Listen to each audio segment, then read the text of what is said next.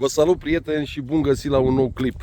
În urmă cu un an începeam o aventură care, după cum puteți observa, s-a transformat într-o realizare pe care mulți dintre noi o putem avea dacă avem multă ambiție, o pasiune de invidia, să spunem așa, și bineînțeles timp și bani.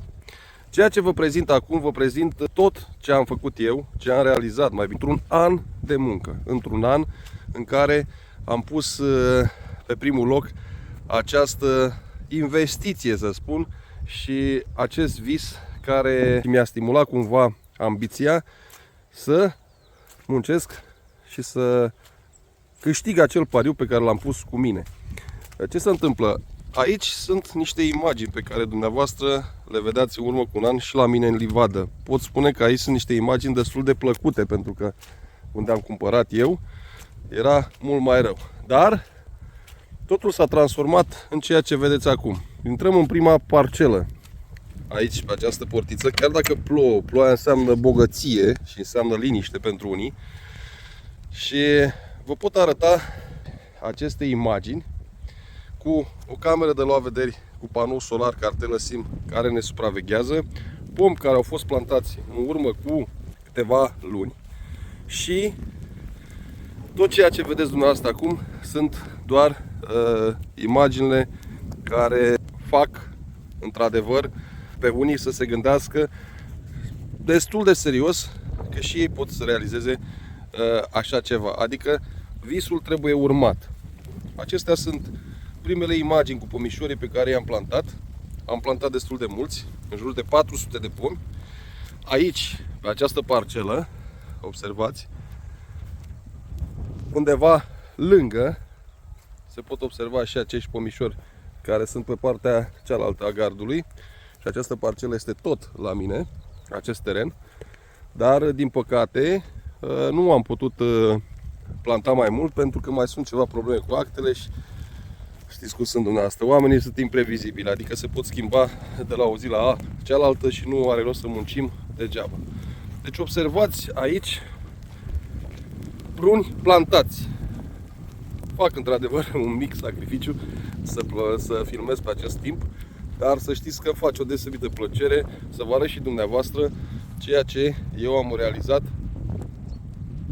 cu ajutorul lui Dumnezeu, să spun, și ajutorul a altor doi buni prieteni care au fost lângă mine și m-au ajutat, bineînțeles, contra cost, să fac ceea ce vedeți dumneavoastră aici. Deci aici avem prima parcelă.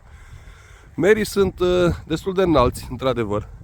Nu pot să-i aduc mai jos, să renunț la partea terminală a coroanei, deoarece observați o degarnisire masivă.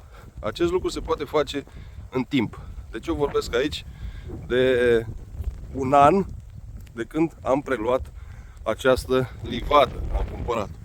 Să știți că avem și rod în acest an. O să revin și cu alte imagini în momentul în care o să înflorească pomișorii și, bineînțeles, în momentul în care vom avea activitate mult mai masivă, adică vom începe să construim. Imediat o să vă arăt și unde o să începem să construim, pe un teren extravilan, ceea ce mulți nu dădeau șanse, se pare că avem șanse. Aici vecinul a început să-și facă și el ordine și este un lucru foarte bun. Semne că pomii se vor prinde avem, deci, într-un cuvânt, se poate. Haideți să vă prezint și cealaltă parcelă. Deci se pot observa aceste zone unde pământul a fost aluzat. Priviți, zona a fost cât de cât îngrijită, să spunem așa, cu multă muncă. Știți ce a fost aici, mai ales cei care urmăriți această aventură pe care am început-o în urmă cu un an. Și aici avem pomișori la fel plantați. Se pot observa și aici urme că am făcut bine ceea ce am făcut. Avem mai multe specii de pom, mai multe soiuri. În aceste imagini aveți prun, acesta este un prun anașpet. Urmează peri, Williams roșu, busuioace, mai sunt câteva soiuri, dar o să vi le prezint în partea cealaltă, plus cireși, vișini, meri, mă rog, mai multe specii de pomi care pe viitor o să-mi dea de lucru. Dar nu mă feresc de muncă și chiar iubesc ceea ce fac și se pot observa din aceste imagini că e ce trebuie, domnule, pentru unii. Pentru alții, orice-i face nu e bine. Despre și acest gard pe care l-am făcut greu, dar să știți că este mai mult decât necesar când ai o grădină, când ai o proprietate. Pentru că oamenii au devenit, haide să nu jignim pe nimeni, dar nu mai țin cont de nimic, nu mai au bariere și distrug mai rău decât animalele. Așa că un gard este mai mult decât indicat. O să punem și un gard electric, dar nu acum. Haideți să mergem și de aici, să mergem și pe parcela cealaltă, să vă prezint și rulota. Deci observați acest gard, undeva la 600 și ceva de metri de gard. Este un gard din șpalieri de beton, 2,40 m, băgați în beton undeva la 60 de centimetri. Și această plasă sudată, 3 sârme, eu zic că arată destul de bine. Mașinuța care mă ajută mereu să vin, chiar dacă drumul arată într-un anumit fel, dar ori să facem și acest drum.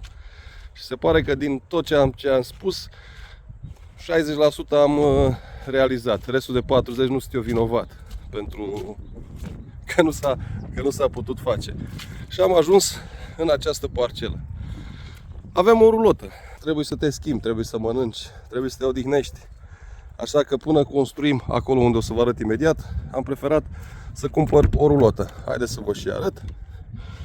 Nu este ea wow, dar priviți cum arată. Avem măsuță, avem și niște canapele acolo, bucătărie aragaz, frigider, nu plouă, nu ninge, baie, duș. Eu zic că este mai mult decât suficient. Recomandată când avem un teren destul de îndepărtat de sat, pentru că niciodată nu se știe. Uite, exact ca așa cum plouă, stăm aici, ne liniștim. Mai și aici, în această zonă de măsură, mai sunt 2 paturi, deci eu zic că este destul de cochetă la un preț modic pe care am luat-o. Oricum și aici este povestit, dar o să vă povestesc în alt clip ce am pățit. Pot observa aceste urme în jurul pomilor, ceea ce arată că am aplicat complexe chimice, NPK-urile acelea, și să știți că se vede.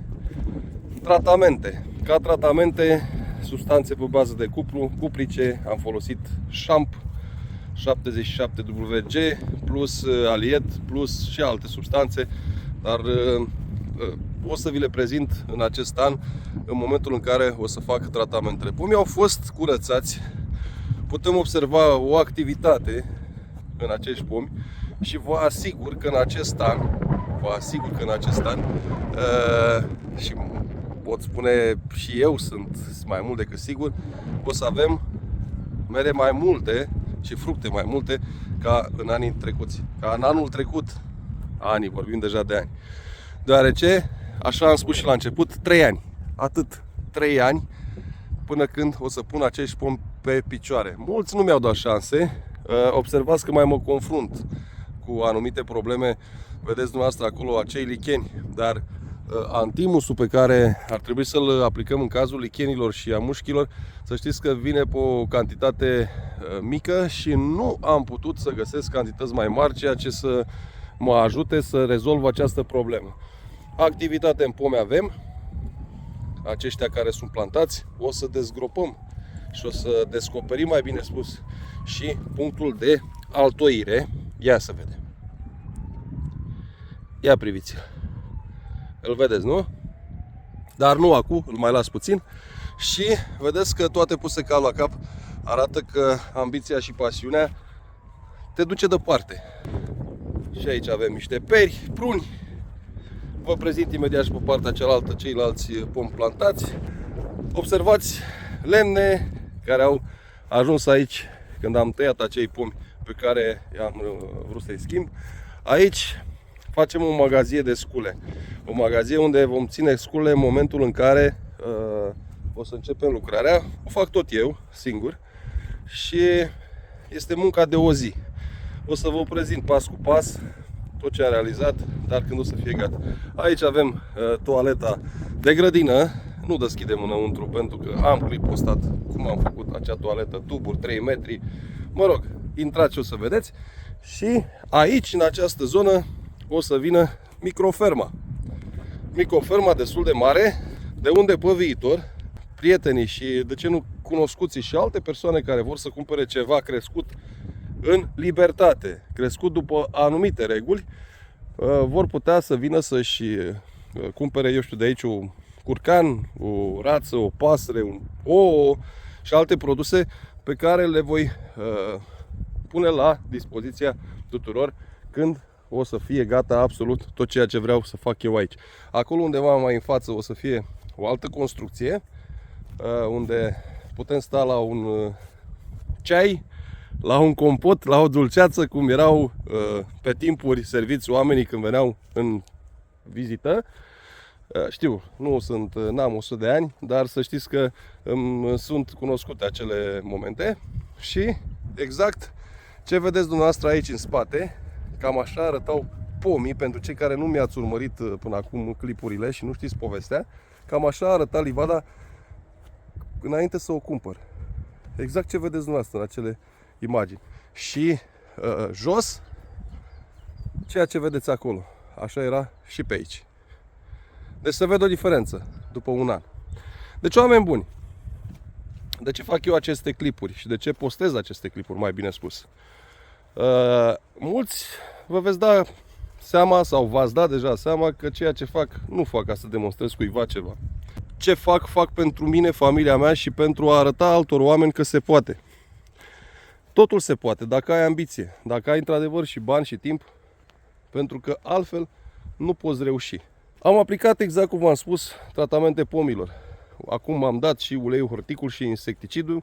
Insecticidele le fac o alternare, dacă pot spune așa, între Mospilan, Zebra și mai folosesc câteva, dar v-am spus, nu intrăm în detalii pentru că nu ar avea rost în această prezentare. Și acești pomi pe care vi prezint, bătrâni, care au în jur de 30 de ani, poate chiar mai bine, anul trecut au rodit și anul acesta și anii viitor vă asigur că o să rodească. Deci se poate. Eu vorbesc din experiență, pentru că mă gândesc că niciun om nu era atât de nebun să investească foarte multe mii de euro în ceea ce vedeți dumneavoastră. Așa că urmați-vă visele. Urmați-vă, ia priviți, acesta este un păr, tot Williams. Urmați-vă absolut toate ideile, pentru că în momentul în care contează mai mult părerea altora decât ceea ce crezi tu și familia ta, atunci este o problemă. Observați activitate și în acești peri, observați acel mungure spre exterior și cum sunt tăiați în partea terminală acești lăstari, priviți. Nu trebuie să demonstrăm nimănui nimic, dar să știți că mulți condamnă și te judecă și în toate domeniile există oameni mult mai deștepți decât tine și decât ceea ce faci tu, dar fiecare are dreptul la părerea lui și este o țară liberă, toți putem să ne dăm cu părerea, doar că dau o sugestie. Ascultați pe toată lumea, dați dreptate unora, iar deciziile luați-le voi. Pentru că doar așa vei realiza tot ceea ce ți-ai dorit. Activitate la păr. Observați aici peri. Pe partea cealaltă au fost meri. Și peri și pruni. Dar acești pomișori pe care îi vedeți dumneavoastră nu i-am plantat pentru a arăta unora că știu să plantez un pom, că nu mai am nimic de demonstrat la nimeni. Explicam tuturor acea problemă cu tăiatul în vargă. Aici avem acel cireș care l-am tăiat în vargă. Observați, deja avem activitate la acești muguri, dar în partea terminală există o problemă. Din acest motiv, această zonă este o zonă tampon. Și observați, și mai jos, de aici or să plece niște ramuri și o să-mi formez coroana. Mie-mi trebuie pomul să se prindă și după aceea fac coroana. Iar tot ce vedeți de jos până mai sus, orbirea mungurilor, căutați pe net. Cred că am și eu un clip postat. Se vor rupe toate acele mlădițe care vor să crească și de aici formăm coroana. Deci, oameni buni, v-am explicat în mare cam tot ceea ce am făcut eu până acum. Tot ceea ce vreau să fac. Fix un an, atât a trecut. Observați și dumneavoastră despre ce este vorba. Aici o să urmeze și montarea unor tutori, dar o să fac, încă nu sunt decis, o să fac ceva pe sârmă. Observați, și aici activitate la cireș. Avem activitate chiar și la ais. Deci, una peste alta, pomișorii or să se prindă. O parte dintre ei, poate o să avem și pierderi la în jur de 400, vă dați seama. Se pot întâmpla și mici accidente. Dar în mare, totul este bine, așa că în viitor montăm tutorii pe sârmă, o să vi prezint și pe aceea și așteptăm să vedem ce se mai întâmplă în această livadă. Total suprafață în jur de 1 hectar. Actele pentru autorizațiile de construire au fost depuse undeva în luna august, la început de luna august anul trecut și de-abia acum, în luna martie, este sfârșit de luna martie, cred că o să am succes și o să primesc avizele favorabile să pot începe construcțiile. Observați aici, alt cireș. Ca cireș, să vorbim ceva și despre soiuri. Am Regina și Cordia. Ca pruni am Centenar, prun gras, Stanley plus Anașpet. Per am spus busuioace, mai este un păr, nu știu cum se numește, dacă puteți să mă ajutați cu denumirea, cineva care mi-a spus că este o pară gutuie, ceva mai mare. Williamsul, felul roșu și verde. Plus meri. Am plantat Starkinson, am plantat Florina, Golden, cred că și Ionatan. În sfârșit, nu știu, una peste alta. Cred că avem și aici camere, observați, și funcționează foarte bine, le recomand.